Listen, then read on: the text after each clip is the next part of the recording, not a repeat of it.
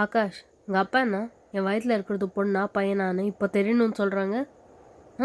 என்ன பேத்தரிஞ்சா தானே பொண்ணு நான் ஆபாஷன் பண்ண முடியும். அபார்ஷனா?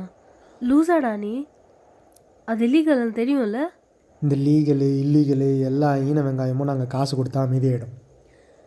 நீ கம்முன்னு போய் டெஸ்ட் எடுக்கிற வழியை பாரு. இல்லை, இப்போது பொண்ணாக இருந்தால் இப்போ என்ன? இந்த ஊரில் எங்கள் குடும்பத்துக்குன்னு ஒரு மரியாதை இருக்குது. புள்ள ஆம்பளை பிள்ளையா பிறந்தாதான் எங்கள் வம்சத்துக்கே மரியாதை. அந்த ஆம்பளை பிள்ளை தான் எங்கள் வம்சத்தையே தூக்கி தலை நிறுத்தம்.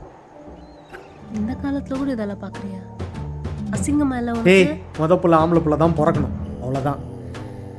சரி, நான் அது பண்ணும்போது எனக்கு ஏதாச்சும் ஆச்சுன்னா அப்போ என்ன பண்ணுவேன்?